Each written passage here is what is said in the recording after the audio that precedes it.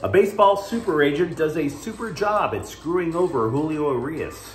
A Chargers legend thinks the team isn't going anywhere with Brandon Staley. And Dante Moore kind of handled his sort of demotion with grace over at UCLA. Good morning, I'm James.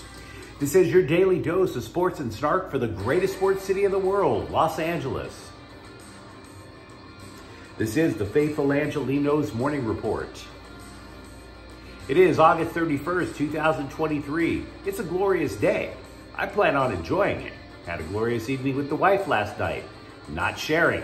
Anyway, let's talk LA sports. If you'd like being in the know about LA sports, clickety-clack the like button. Clickety-clack the subscribe button. There's a notification bell. Hit that. It'll let you know when we drop new content. Sharing is caring. Let people know we exist. And comment. There's always good stuff to talk about when it's LA. So before we go through the news and notes, a look at the scoreboard. The Dodgers sweep the Snakes. Mookie Betts homered last night. Dodgers 7, Arizona 0. Total booty kicking once again. The Dodgers now have a 14.5 game lead over the rest of the NL West. Enjoy the boat race. Relax until October. Meanwhile, up in NoCal, the Galaxy, gotta love them, did not put out a rapid recap last night, but it was a terrific victory for the Galaxy in the Cali Classico. 3-2. Dejan Joveljic, Ricky Puig, Tyler Boyd all score for the Galaxy, which has just one loss in its last 12 MLS matches. Now I get it. LA remains in 13th place in the Western Conference, but they are now just 5 points out of a playoff spot with 10 matches left. This is not a team to be trifled with at the moment. However, it wasn't all great news for the Galaxy last night. Resurgent winger Douglas Costa, he left the game early. He has a separated shoulder. The timeline for his return is not known. Meanwhile, today, Atlanta is at the Dodgers at 7. You got to be looking forward to this one. It's a matchup between two division leaders. It's going to be good. Lance Lynn gets a call for the Dodgers. He's 3-0 with a 1.44 ERA.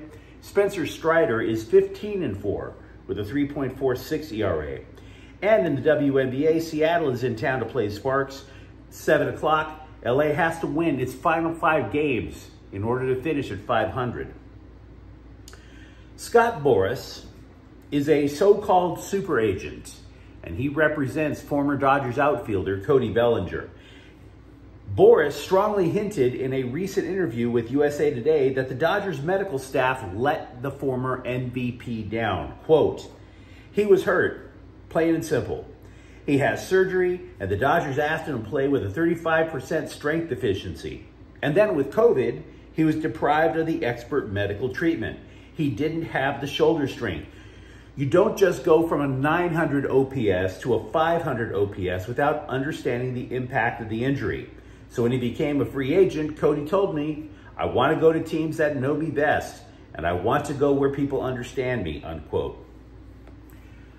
I've never met Scott Boras, even when I was a sports writer, okay? A lot of the scouts, though, in the game, I do know, and they universally look at him as a terrible human being. We'll talk a little bit more about that in just a moment. But you might want to add Dodgers president Andrew Friedman to that list of people who think Boras is a terrible human being. Because Boras just insinuated that the Dodgers threw a player on the field before he was ready to go. That doesn't look good, does it?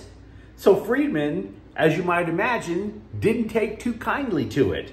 He said it was curious that the agent in his diatribe did not mention that he has his own training center, the Boras Sports Training Institute. Translation, you didn't exactly help the healing process either, pal. And by the way, that wasn't enough from Friedman. Quote, "I don't want to stoop to that level, but I find it to be a very convenient narrative. We weren't surprised by it at all," unquote. We weren't surprised by it at all? Second translation, up yours, Scott. I mean, sorry, call it for what it is. Because Boras eventually backtracked on his original comments, saying there was, quote, "no wrongdoing," unquote, by the Dodgers. Now, would you care to take a guess as to why this super agent backtracked? Well, my Spanish is a little limited, but I'm guessing Julio Urias is telling Boras, thanks for screwing me out of tens of millions of dollars in Spanish. I'm going to need Google Translate for it, but I have a sinking feeling that's what they're talking about now. Because look, Boras uses the Dodgers every chance he can in order to try to create a bidding war, whether one actually will exist or not, in order to get his clients the best money. And if the Dodgers are not an active participant in retaining Julio Urias this offseason, Boras now has very little leverage to land his client that big contract. See, Scott Boras, back in the day, he used to create dossiers, actual dossiers, that he would hand out to individual teams on his free agents. And in every one, it would pretty much say, allegedly, it would pretty much say, look, this guy's played for the Dodgers, he's produced for the Dodgers are going to want to retain him, and they're a big market team. So if you want my guy, pony up. He cannot tell other clubs that they have to battle the Dodgers if the Dodgers aren't going to bid. And what have we been talking about with LA ever since this channel's been started? That the Dodgers have an extremely deep farm system, especially when it comes to pitching. So you could easily create a counter narrative that says, we're not going to pay through the nose to keep Julio Urias. We don't have to.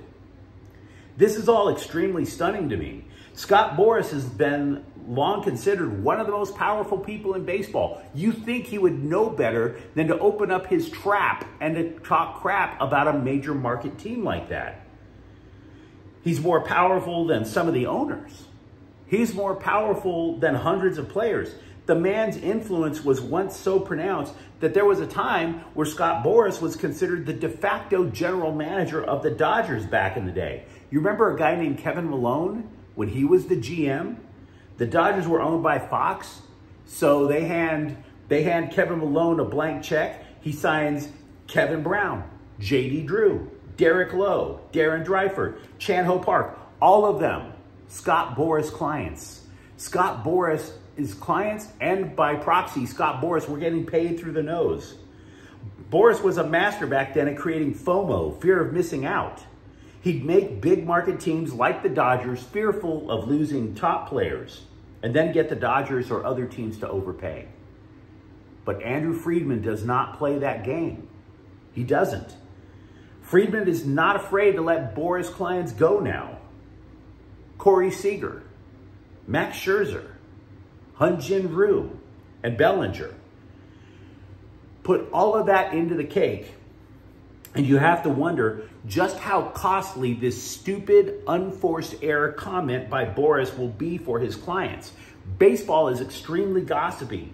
Teams are going to know that Freeman is not willing to line the pockets of Boras's clients. And by the way, Urias is not the only Boras client on the Dodgers who's about to become a free agent. That would also include designated hitter J.D. Martinez. Scott Boras may be considered a super agent, but don't tug on Andrew Friedman's cape. That's all I'm saying. Big mistake by Scott Boras. Big mistake. Blake Trinan, by the way, struggled in his third appearance of his rehab assignment. He allowed 3 runs in a third of an inning for AAA Oklahoma City. Now, you might recall, he had surgery to repair the rotator cuff and a shoulder labrum in his pitching shoulder. There are a few reasons now, including that one, to believe that he will not be returning to the Dodgers in time for the playoffs. But it's not just the 3 runs he allowed. He has apparently lost speed on his fastball. It has dropped from 96 miles an hour to a very much more hittable 92. The Athletic's Jim Bowden released a list of his top 50 baseball prospects. We've only spoken, like I said, for years about the Dodgers farm system, about how deep the farm system is. But this is important. Only one prospect from LA ranks in Bowden's top 50. That would be catcher Dalton Rushing, who clocks in at number 46. Number 46. So the thing is this, Bowden, who is a former Major League GM, does not even see Rushing as a replacement for Will Smith. He doesn't. He thinks the guy will wind up being trade bait. So there's that. Darren Sproles was beloved by fans of the San Diego Chargers. Fans. So obviously when I say fans, I say it with an asterisk, because if there were actual droves of Charger fans down there, maybe they wouldn't have left San Diego. Am I right? I digress. Sproles went on some TV show that I don't watch and totally looked like a dude who was trying to hide a secret. He did not want to come clean. The secret? He thinks Chargers coach Brandon Staley sucks. Just saying. The interview asked if the Bolts can win the West. Quote, no, they're not going to win the West. Okay, well, why not? Well, they just can't get over the hump. So the interviewer pressed and pressed and pressed. And finally, much like a suspect in one of those black and white old-timey detective movies where the suspect is under a swinging light bulb and getting slapped around, Sproles finally cracked. It's time for a new coach. I'm sorry. The way he'd be calling plays sometimes, it's like he's playing Madden, unquote. So, I believe him. I just believe everything that just came out of Darren Sproles' mouth. But again, I'm not a Chargers fan. So are you a Chargers fan? And if so, do you agree with that assessment? Does the head coach, Brandon Staley, coach the game like he's trying to play Madden football? Because NFL, no matter how realistic the graphics are, is not Madden football, guys. The Chargers made moves after cut-down day. They claimed linebacker Tanner Muse off of waivers from Pittsburgh. He played all 17 games with the Steelers last year. They also added a wide receiver, Alex Erickson, who caught 2 TD passes in the Jets' final preseason game last weekend. The Chargers would be Erickson's 5th NFL team in 8 years. Dante Moore took Chip Kelly's decision to name Ethan Garbers as UCLA's starting quarterback with grace, which is to his credit, because when you consider that he's one of the top 5 recruits in all the nation, when you consider that he likely decided to transfer to UCLA because he knew he was not going to get immediate playing time behind Bill Nix in Oregon, it's a very mature response. Give the guy credit. Said as much, quote, "It's a true blessing for sure. I know this quarterback room is really special. There's many great quarterbacks," unquote. Now, to be clear, it's not a total loss for Moore. Kelly has allegedly, he went on record, whether he falls through on this promise, I don't know. But Kelly went on record and promised playing time to 3 quarterbacks in the Bruins season opener Saturday against Coastal Carolina. So the freshman apparently will get some snaps under center. We'll see. A group called the Hockey Writers forecast the 5 Kings minor leaguers most likely to make the NHL this year, and pretty much parroted everything we Kings fans already knew. That defenseman Brant Clark's time is now, and that the other names that we've already talked about, forwards Alex Lafreniere, Samuel Fagemo, Alex Turcotte, they're all going to have a hard time breaking out of Ontario because the Kings line are all, the 3 lines, I should say 4 lines, are all pretty much set.